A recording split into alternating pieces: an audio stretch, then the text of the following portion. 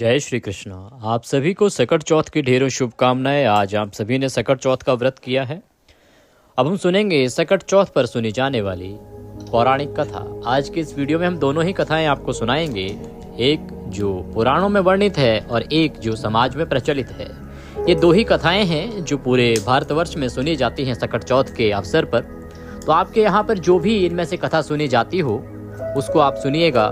उसके बाद विनायक जी की कथा आपको अवश्य ही सुननी चाहिए। उसका लिंक भी हमने डिस्क्रिप्शन बॉक्स में दे दिया है, तो आप उस विनायक जी की कथा को भी अवश्य सुनिएगा। और उसके बाद चौथ माता और गणेश जी को तिलकुटे का भोग लगा के अपने व्रत को पूर्ण कीजिएगा। आप देख रहे हैं देवभूमि ज्योतिष संस्थान का प्रतिष्ठित यूट्यूब चैनल देवभूमि धार्मिक। अपने बच्चों की आयु लंबी करने के लिए, अच्छे स्वास्थ्य के लिए और व्रत की सफलता के लिए कमेंट बॉक्स में अवश्य लिखें जय चौथ माता या जय गणेश जी महाराज। आइए कथा आरंभ करते हैं। श्री गणेश जी का पूजन करने के बाद कथा सुनते हैं। आसन लगा के बैठ जाएं। एक लोटा जल का अपने सामने भर के रखें। अपने हाथ में थोड़े से तिल ले लीजिए और कथा सुनना आरंभ कीजिए। एक बुढ़िया माई थी, उसके एक बेटा था। बेटा गांव वालों की गाय आदि चराने के लिए जाता था और उसी से जो पैसे मिलते थे उससे उनका भरण पोषण होता था। इस प्रकार उनका परिवार चल रहा था। बेटा प्रतिदिन सुबह गाय चराने चला जाता, सायंकाल को आता और उसके बाद भोजन करके सो जाता। इसी प्रकार उसके काफी समय व्यतीत हो गया। एक दिन जब वो गाय चराने के लिए जा रहा था तो उसकी कुछ चाची ताइयों ने उसे भड़काया कि बेटा तू तो सुबह चला जाता है, इतनी मेहनत करता है, कड़ी धूप में गाय और बछड़े चराता है, यहाँ तेरी माँ तेरे पीछे से पुए पकवान बना के खाती है और तेरे लिए ना तो रखती है, ना तुझे बताती है, ना तुझे देती है। बेटे ने कहा नहीं नहीं ऐसा नहीं हो सकता, मेरी माँ ऐसी नहीं हो सकती। चाची बोली अरे तू हमारी बात को समझ नहीं रहा है, तू बड़ा भोला है बेटा, तेरे को पता ही नहीं है, तेरी माँ रोज यहाँ पुए पकवान बना के खाती है। अगर तुझे विश्वास नहीं तो ऐसा कर, आज तू घर जल्दी चला जाइयो और जाके देखियो कि वहाँ पे क्या बन रहा है, तेरी माँ क्या बना रही है। लड़के ने भी ऐसा ही किया कि चलो आज मैं देख लेता हूँ। लड़का उस दिन गाय चराने तो गया लेकिन जल्दी समय से पहले घर पे वापस आ गया। उस दिन थी सकट चौथ, तो उसकी माँ सकट चौथ की पूजा के लिए तिल के लड्डू बना रही थी। उसने आके देखा कि उसकी माँ लड्डू बना रही है। उसे लगा कि जिसकी जो चाची ताई बोलती हैं वो सही बोलती हैं कि उसकी माँ उसके पीछे से रोज पुए पकवान बना के खाती है, लड्डू बना के खाती है और उसे ना देती है ना रखती है। तो उसने कहा माँ ये तो सही नहीं करती, तू ये पकवान बना के खाती है, ना मुझे बताती है और ना तू मेरे लिए रखती है। मैं भी अब यहाँ नहीं रहूंगा और ये तेरा घर छोड़ के जाऊंगा। बुढ़िया माई ने समझाया कि बेटा ऐसा नहीं है, आज सकट चौथ है और सकट माता की पूजा के लिए मैं तिल के लड्डू बना रही थी। तिल के लड्डू पूजा और व्रत के लिए, और ये व्रत तो मैं तेरे लिए ही करती हूँ क्योंकि ये तो संतान के लिए किया जाता है। बेटा ने कहा नहीं माँ मुझे विश्वास नहीं है, मैं तो घर छोड़ के ही जाऊंगा। माँ को लग गया कि इसकी किसी ने कान भर दिए, अब इसको समझ तो कुछ आएगा नहीं। तो माँ ने कहा कि ठीक है बेटा तेरे को जाना है तो तू जा, ये थोड़े से तिल हैं, ये मैंने सकट चौथ की कथा करके पूजा करके रखे हैं, इनको तू अपने साथ लेता जा। जब भी कभी तू मुसीबत में हो, परेशानी में हो तो सकट चौथ को याद करते हुए, माता को याद करते हुए, गणेश जी को याद करते हुए भगवान से प्रार्थना करना कि अगर मेरी माँ ने मेरे लिए सच्चा व्रत किया है तो मेरी ये मुसीबत दूर हो जाए। फिर देख लेना अगर तेरी मुसीबत दूर हो जाए तो समझ लेना तेरी माँ साची थी, नहीं तो झूठी समझ लेना। बुढ़िया माई ने वो तिल अपने बेटे को दे दिए। बेटा भी तिल लेके और अपने गांव से निकल गया। चलते चलते चलते चलते वो घने जंगल में पहुंच गया। जंगल में पहुंचा तो बीहड़ जंगल में उसके सामने शेर आ गया। शेर को बेटे ने देखा, बेटा डर गया। उसने सोचा अब क्या करूं। तभी उसको अपनी माँ की कही हुई बात याद आई, क्योंकि मुसीबत में माँ ही याद आती है। तो उसने अपने चारों तरफ वो तिल पूर दिए और गणेश जी महाराज और चौथ माता से प्रार्थना की कि अगर मेरी माँ ने मेरे लिए सच्चा व्रत किया है तो ये शेर गाय बन जाए, नहीं तो प्रभु मेरी मौत तो आज तय है। तभी चौथ माता के कृपा से जो शेर था वो गाय बन गया और वो बुढ़िया माई के बेटे को छोड़ के जंगल में चला गया। बुढ़िया माई का बेटा वहां से बचा, धीरे धीरे आगे बढ़ा तो उसको जंगल में सांप मिला। सांप ने कहा कि वो तो उसको डसेगा। बुढ़िया माई का बेटा जिधर भी जाता उधर से घूम के सांप फिर उसके सामने आ जाता। बेटे ने सोचा कि आज तो उसकी मौत आएगी, अब कैसे बचा जाए। फिर उसे अपनी माँ की बात याद आई तो उसने फिर वही तिल के कुछ दाने निकाले और वो पूर दिए और प्रार्थना करी कि सकट माता है गणेश जी महाराज, यदि मेरी माँ ने मेरे लिए सच्चा व्रत किया है तो मेरी रक्षा करो। ये सांप अभी रस्सी बन जाए, नहीं तो प्रभु मेरी मौत तो आज तय है। चौथ माता की कृपा से सांप देखते ही देखते रस्सी बन गया और वह बुढ़िया माई का बेटा वहां से भी बच के आगे बढ़ा। आगे बढ़ते बढ़ते उसने देखा कि रास्ते में नदी आई। नदी पूरे उफान पर थी, पूरे वेग पर थी कि अगर वो नदी पार करेगा तो बह जाएगा, डूब जाएगा।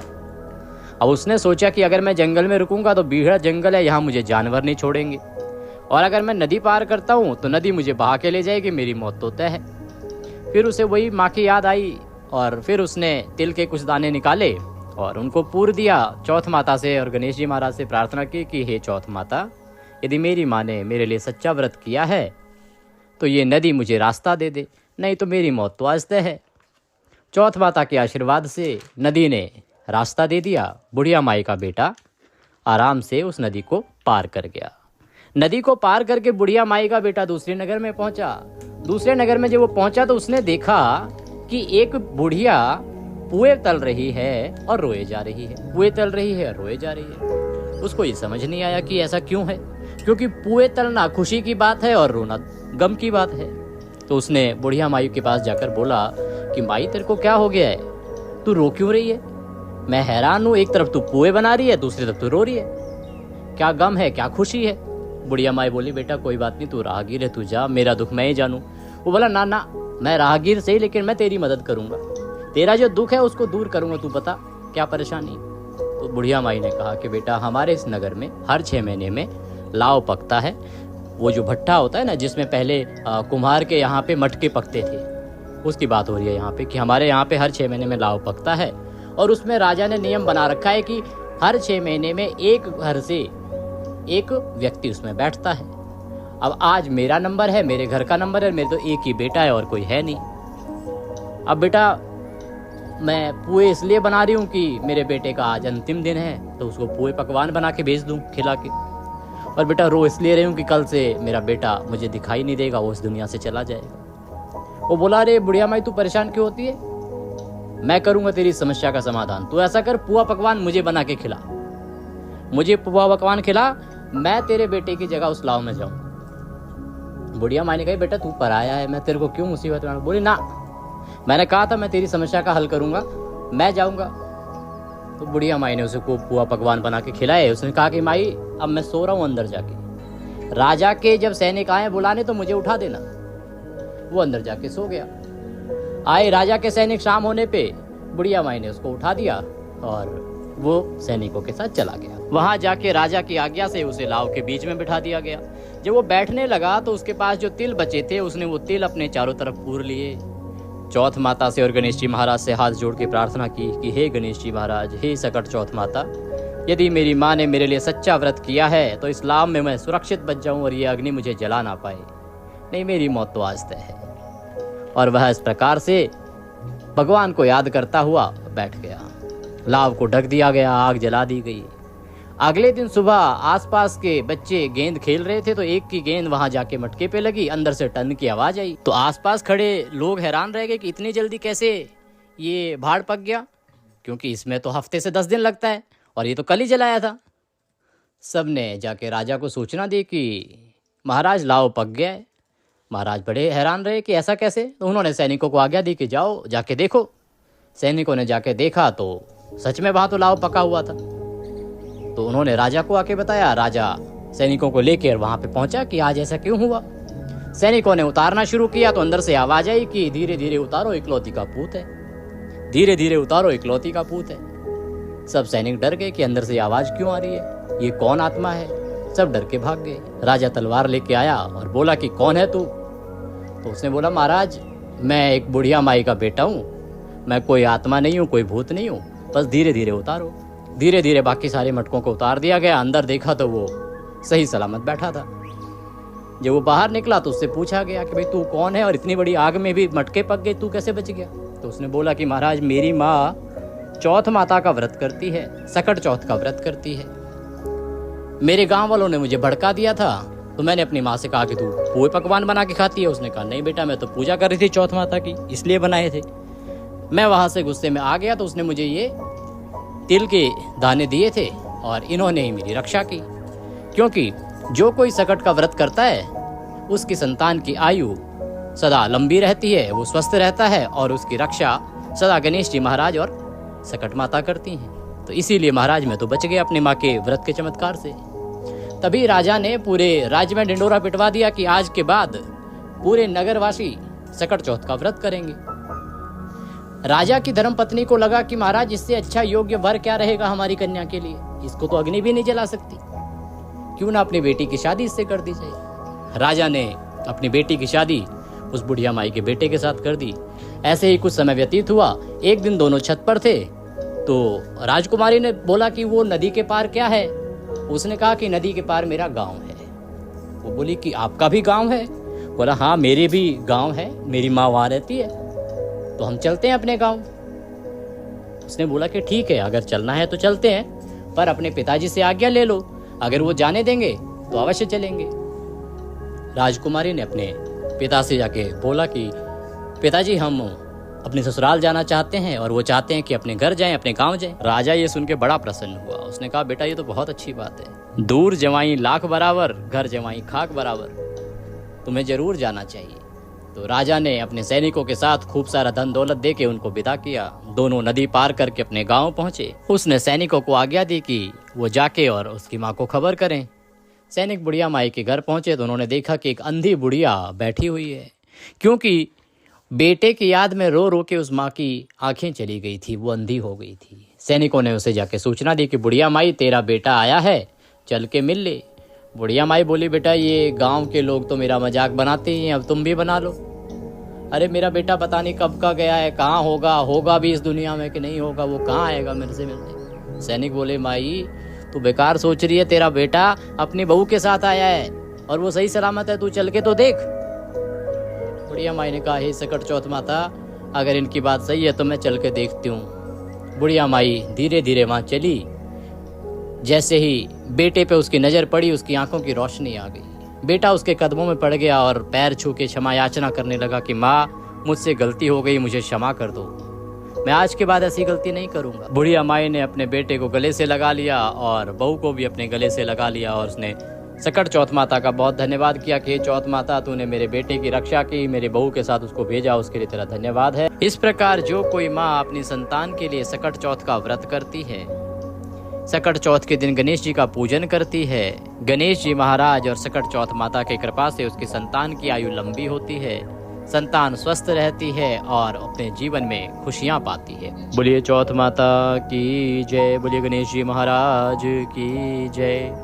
आपने हाथ में जो तिल लिए हैं उसमें से थोड़े से तिल आप लोटे में डाल दीजिए, बाकी बचा के रखिए। अब हम सकट चौथ की दूसरी कथा करेंगे। एक साहूकार और एक साहूकारनी थे। वो दोनों ही धर्म और पुण्य को नहीं मानते थे, इसके कारण उनके कोई बच्चा नहीं था। एक दिन साहूकारनी पड़ोसी के घर गई। उस दिन सकट चौथ था।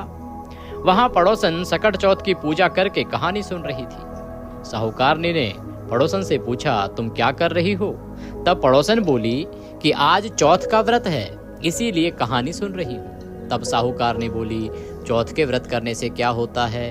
पड़ोसन बोली इसे करने से अन्न धन सुहाग पुत्र सब मिलता है, संतान स्वस्थ रहती है, संतान की आयु लंबी होती है, गणेश जी महाराज सदा उसकी रक्षा करते हैं। तब साहूकारनी ने कहा यदि मेरा गर्भ रह जाए तो मैं भी 1.25 सेर तिलकुट करूंगी और चौथ का व्रत करूंगी। श्री गणेश भगवान की कृपा से साहूकारनी की गर्भ रह गया। तो वह बोली कि मेरे लड़का हो जाए तो मैं 2.5 सेर तिलकुट करूंगी। कुछ दिन बाद उसके लड़का भी हो गया। तो वह साहूकारनी बोली कि हे चौथ माता, मेरे बेटे का विवाह हो जाएगा तो 5.25 सेर का तिलकुट करूंगी। कुछ वर्षों बाद उसके बेटे का विवाह तय हो गया और उसका बेटा विवाह करने चला गया, लेकिन उस साहूकारनी ने तिलकुट नहीं किया। इस कारण से चौथ माता क्रोधित हो गई और उन्होंने फेरों से उसके बेटे को उठाकर पीपल के पेड़ पर बिठा दिया। सभी वर को खोजने लगे पर वो वर नहीं मिला। हताश होकर सारे लोग अपने अपने घर को लौट गए। इधर जिस लड़की से साहूकारनी के लड़के का विवाह होने वाला था, वह अपनी सहेलियों के साथ गणगौर पूजने के लिए जंगल में दूब लेने गई। तभी रास्ते में पीपल के पेड़ से आवाज आई, ओ मेरी अर्धव्याही। यह बात सुनकर जब लड़की घर आई, उसके बाद वह धीरे धीरे सूख कर कांटा होने लगी। एक दिन लड़की की माँ ने पूछा, बेटा मैं तुम्हें अच्छा खिलाती हूँ, अच्छा पहनाती हूँ, फिर भी तू सूखती जा रही है, ऐसा क्यों? क्या दुख है तुझे? तब लड़की अपनी माँ से बोली कि जब वह दूब लेने जंगल जाती है तो पीपल के पेड़ से एक आदमी बोलता है, ओ मेरी अर्धव्याही। उसने मेहंदी लगा रखी है और उसका सेहरा भी बंधा हुआ है, इस प्रकार से वो दिखता है। तब उसकी माँ ने पीपल के पेड़ के पास जाकर देखा, यह तो उसका जमाई ही है। तब उसकी माँ ने जमाई से कहा, यहाँ क्यों बैठे हो? मेरी बेटी को अर्धव्याही कर दिया है तुमने, और अब क्या लोगे? साहूकारनी का बेटा बोला, मेरी माँ ने चौथ का तिलकुट बोला था लेकिन नहीं किया, इसलिए चौथ माता नाराज होकर मुझे यहाँ बैठा दिया है। यह सुनकर उस लड़की की माँ साहूकारनी के घर गई। उससे पूछा कि तुमने सकट चौथ का व्रत बोला था, कुछ बोला था? तब साहूकारनी बोली, तिलकुट बोला था। उसके बाद साहूकारनी बोली, मेरा बेटा घर आ जाएगा तो 2.5 मन का तिलकुट करूंगी। इससे श्री गणेश भगवान प्रसन्न हो गए और उसके बेटे को फेरों में लाकर बिठा दिया। इस प्रकार गणेश जी के आशीर्वाद से वहां पर बेटे का विवाह धूमधाम से हो गया। जब साहूकारनी के बेटा और बहू घर आए तब साहूकारनी ने 2.5 मन तिलकुट किया और बोली, हे चौथ माता, आपके आशीर्वाद से मेरे बेटा बहू घर आए हैं, जिससे मेरे घर में प्रसन्नता और खुशियां आई हैं। हे चौथ माता, मैं अब प्रति वर्ष तेरा तिलकुट करूंगी और प्रत्येक सकट चौथ पर व्रत करूंगी। इसके बाद सारे नगर वासियों ने तिलकुट के साथ सकट व्रत करना प्रारंभ कर दिया। हे सकट चौथ माता, जिस तरह साहूकारनी को बेटे बहू से मिलवाया वैसे ही हम सबको मिलवाना। इस कथा को कहने सुनने वालों को भला करना, सबकी संतानों की आयु लंबी करना और निसंतान को संतान देना। बोलिए चौथ माता की जय। इस प्रकार से ये 2 कहानियां करेंगे। तीसरी कहानी आप विनायक जी की कर सकते हैं। आप हमारे चैनल पर विनायक जी की कहानी भी सुन सकते हैं, वो दूसरे वीडियो में हमने अपलोड की है, उसका लिंक आपको प्रदान कर दिया जाएगा। सायंकाल को जब चंद्रमा उदित होगा, भिन्न भिन्न शहरों में भिन्न भिन्न समय है, 8:30 बजे के आसपास से आरंभ हो जाएगा। दिल्ली की अगर हम बात करें तो 9:15 का समय दिल्ली का रहेगा। राजस्थान में भी समय यही रहेगा। हरियाणा में समय 9:12 का है। इसके अलावा अन्य किसी शहर के बारे में आप जानना चाहते हैं तो कृपया कमेंट बॉक्स में लिख के पूछ लीजिएगा, हम अवश्य ही आपको समय बताएंगे। ये थी सकट चौथ पर सुनी जाने वाली दोनों ही कथाएं। इनको सुनिए, व्रत को पूर्ण कीजिए। गणेश जी महाराज आप सभी पर कृपा करें, आप सभी की मनोकामनाएं पूरी करें। जय गणेश जी महाराज।